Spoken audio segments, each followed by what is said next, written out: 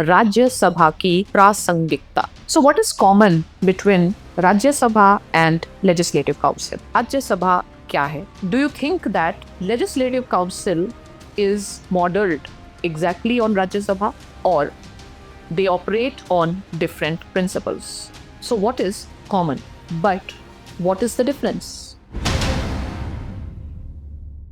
चलिए आज एक दूसरे संवैधानिक मुद्दे को समझते हैं और ये संवैधानिक मुद्दा है राज्यसभा की प्रासंगिकता. तो सबसे पहले राज्यसभा क्या है? If we go by Article 79, which talks about the Constitution of Parliament, Article 79 mentions President, Lok Sabha and Rajya Sabha together form the Parliament. So what does it reflect? It reflects that at union level, bicameralism is mandatory. Though under Article 168, at state level, it is enough to have legislative assembly, and if states desire, then under Article 169, they can go for legislative council, they can pass a resolution with a special majority, and they can communicate their intent to Parliament, and then Union Parliament can create legislative council. So what is common between Rajya Sabha and Legislative Council? They both are the upper chambers or upper houses. So do you think that Legislative Council is modeled exactly on Rajya Sabha or they operate on different principles? So what is common? The common point between Rajya Sabha and Legislative Council is they are upper houses. But what is the difference? The difference is Rajya Sabha also plays the role of federal chamber, whereas Legislative Council, it may have representation from the local government, local self-government bodies, but still it does not have the federal role.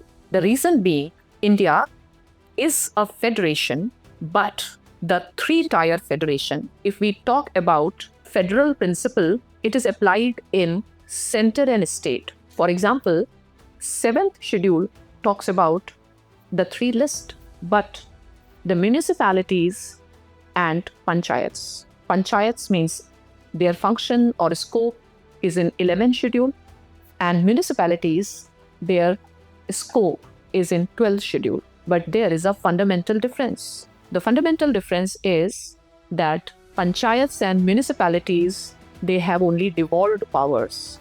On which subjects of 11th and 12th schedule they will make law or policy depends upon the devolution, the legislative devolution done by the state legislatures. So let us understand that Legislative Council mirrors more like House of Lords, and Rajya Sabha comes closer to US Senate, but still there are huge differences. So the center point is that what is Rajya Sabha? How our constitution envisages Rajya Sabha? Does it give importance to Rajya Sabha? So you can understand the role of Rajya Sabha through two principles. First, as a assembly of elders, and the second as a federal chamber. Now, what is the concept of assembly of elders? As you know that the lower house and upper house, in political language, it is often said that lower house is Peter drunk and upper house is Peter sober.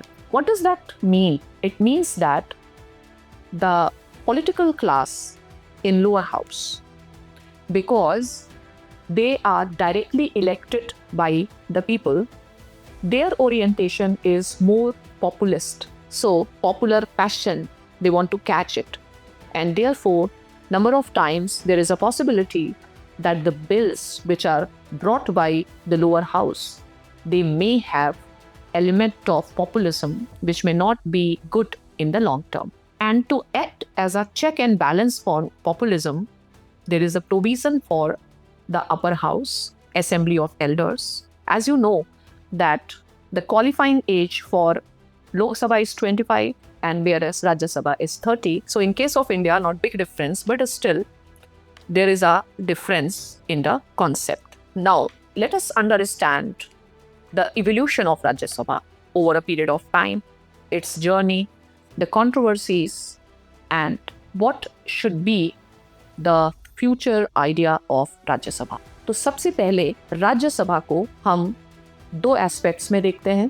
पहला एक upper house के रूप में और दूसरा एक federal house के रूप में। At the time of formation of the constitution, constituent assembly में भी ये एक बड़ा विवाद था कि इंडिया बाई कैमरलिज्म की तरफ जाए या यूनी कैमरलिज्म की।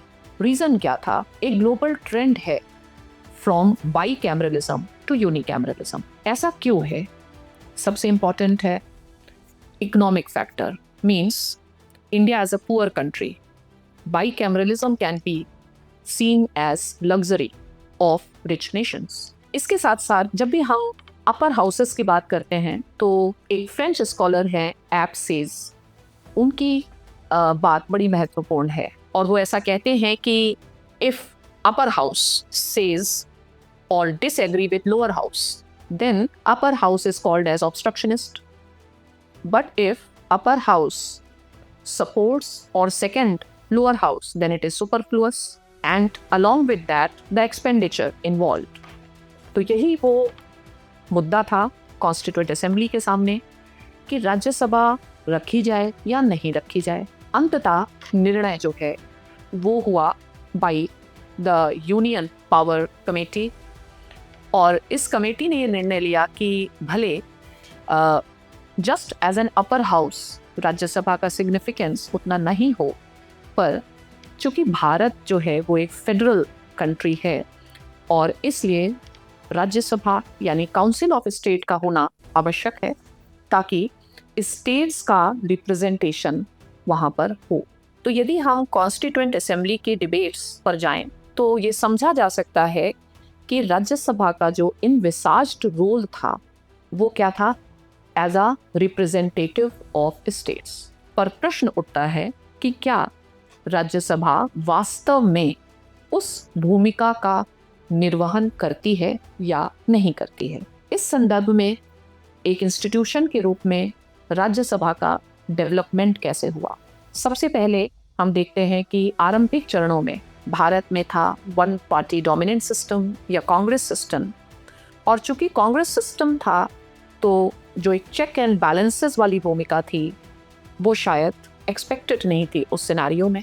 राज्यसभा की भूमिका as a institution of check and balance gained significance during the time of coalition era. Coalition era मतलब जब एक फ्रेगमेंटेड सी व्यवस्था हो और जो पार्टी मेजॉरिटी में है लोकसभा में या नहीं भी है, लेकिन राज्यसभा में उसकी स्थिति काफ़ी कमज़ोर हो और अपोजिशन पार्टीज़ की भूमिका प्रधान हो, तो राज्यसभा की भूमिका इम्पॉर्टेंट बनती है। यदि हम संवैधानिक व्यवस्था देखें तो संविधान में राज्यसभा को काफ़ी महत्व दिया गया है। Other than money bill, Lok Sabha और राज्यसभा की जो शक्तियां हैं वो समान मानी जा सकती हैं। अगर हम आर्टिकल 108 की बात करें जॉइंट सेशन, उसमें जो लोकसभा है उसकी स्थिति बेहतर बनती है, पर जॉइंट सेशन एक आम प्रक्रिया नहीं है, वो बहुत विशेष प्रक्रिया बनती है। अब हम बात करें ऑर्डिनरी बिल की, हम बात करें कॉन्स्टिट्यूशन अमेंडमेंट बिल की, तो राज्यसभा के पास बराबर शक्तियां हैं। यानी जो हमारी संविधान सभा थी वो राज्यसभा को एक महत्वपूर्ण इंस्टीट्यूशन ऑफ अकाउंटेबिलिटी के रूप में इन्विसाज्ड करती थी। अब अगर हम बात करें मनी बिल के कॉन्टेक्स्ट में, तो शायद ये वैश्विक परंपरा ही है जिसमें आप लोअर हाउस को ज़्यादा पावर देते हैं। तो मनी बिल के कॉन्टेक्स्ट में राज्यसभा को रिवाइजिंग चैम्बर के रूप में नहीं देखा गया है, एक डीलिंग चैम्बर के रूप में ही देखा गया है। और ये व्यवस्था यूएस से थोड़ी डिफरेंट है, क्योंकि यूएस में मनी बिल के भी संदर्भ में जो अपर हाउस और लोअर हाउस है दोनों की शक्तियां समान हैं। सिर्फ एक ये प्रथा फॉलो की जाती है कि money bill is always presented in the lower house. In fact Bharat में राज्यसभा के पास कुछ विशेष शक्तियां भी हैं, जैसे अनुच्छेद 249 की बात करें जिसमें Rajya Sabha can pass a resolution और उससे जो पार्लियामेंट है वो स्टेट लिस्ट के सब्जेक्ट पर कानून बना सकता है। इसके अलावा article 312 creation of all India services. जब लोकसभा डिसॉल्व होती है, राज्यसभा एक परमानेंट हाउस है, तो राज्यसभा एक पावरफुल चैम्बर के रूप में रही, इन्विसाज्ड की गई। पर क्या वास्तव में राज्यसभा वो भूमिका निभा पाई जो संविधान सभा ने इन्विसाज की थी? इस पर प्रश्न है, क्योंकि कई समस्याएं आप देख सकते हैं। सबसे पहले हमने देखा कि रूलिंग पार्टी के द्वारा कभी कभी ऐसे प्रयास भी किए गए और उनको लगा कि जो राज्यसभा है वो ऑब्स्ट्रक्शनिस्ट रोल प्ले कर रही है। कुछ ऐसे बिल जिन्हें आप सामान्यतः मनी बिल नहीं कहेंगे, पर उनके स्मूथ पैसेज के लिए, जिससे कि राज्यसभा में ज़्यादा व्यवधान ना हो, सरकारों ने जो ऑर्डिनरी बिल है, जिसको मनी बिल नहीं कहा जाएगा, उसको स्पीकर के सर्टिफिकेशन के द्वारा मनी बिल का जामा पहनाया और राज्यसभा के द्वारा जो अकाउंटेबिलिटी है उसको बाईपास किया गया। आधार एक्ट आप सभी जानते हैं, उसके ऊपर जो सुप्रीम कोर्ट है उसमें भी मुद्दा सामने आया। यानी कि जो राज्यसभा को लेकर के अक्सर जो कुछ संशय सामने आता है, उसमें ये संभावना जहाँ पर उसके जो रोल को बाईपास किया जाता है वो एक क्राइसिस ऑफ लेजिटिमेसी को जन्म देती है। राज्यसभा की कुछ अन्य समस्याएं हैं, जैसे राज्यसभा में 12 मेंबर्स जो हैं वो प्रेसिडेंट के द्वारा नामित हैं। वो आर्ट, साइंस, सोशल साइंस या लिटरेचर से आते हैं, पर इन व्यक्तियों के चुनाव की प्रक्रिया, उसमें ट्रांसपेरेंसी और अकाउंटेबिलिटी का अभाव देखा जा सकता है और राज्यसभा में इस संदर्भ में सुधार किया जाना आवश्यक है। जो इलेक्टेड मेंबर्स हैं वो इनडायरेक्टली इलेक्टेड हैं।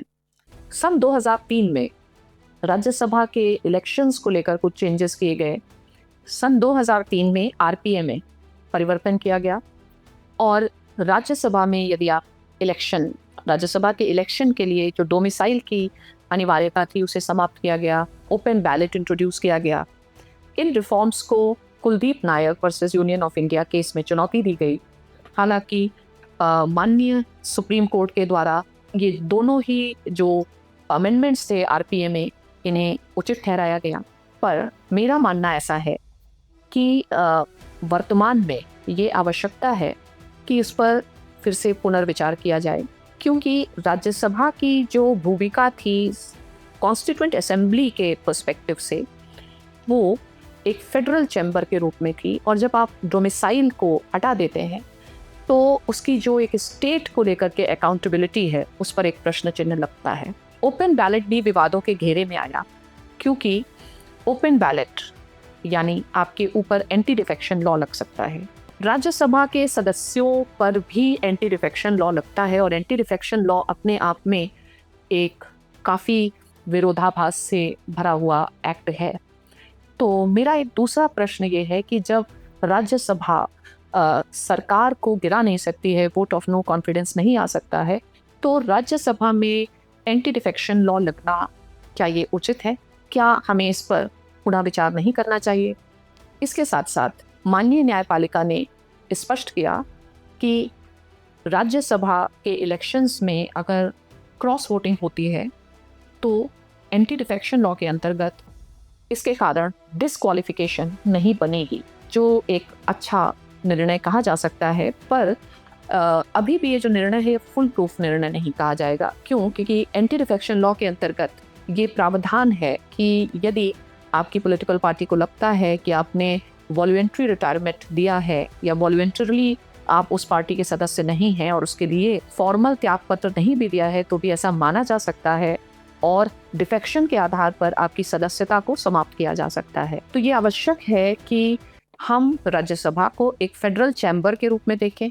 स्ट्रॉन्ग फेडरलिज्म जो है वो एक सशक्त भारत की आवश्यकता है। हमारे माननीय प्रधानमंत्री खुद ही कहते हैं कि strong states make a strong nation. यदि हम सरकारिया कमीशन की बात करें, पुंछी कमीशन की बात करें, तो सभी जगह माना गया है कि गुड गवर्नेंस के लिए, सेसेशनिस्ट ट्रेंड्स को एड्रेस करने के लिए हमें डिवोल्यूशन ऑफ पावर्स करने चाहिए और federal access of Indian government and politics needs to be strengthened. तो राज्यसभा के संदर्भ में मैं मानती हूँ कि जो नामित सदस्य हैं उनके चुनाव की जो चयन की प्रक्रिया है उसमें ट्रांसपेरेंसी लानी आवश्यक है, उसको एक स्टैंडर्डाइजेशन करना आवश्यक है। दूसरा, जो एंटी डिफेक्शन लॉ है वो राज्यसभा के सदस्यों पर लगे या नहीं लगे, इस पर एक बहस भी होनी चाहिए। और साथ ही साथ पुनः राज्यसभा में ये जो डोमिसाइल की रिक्वायरमेंट थी वो होनी चाहिए।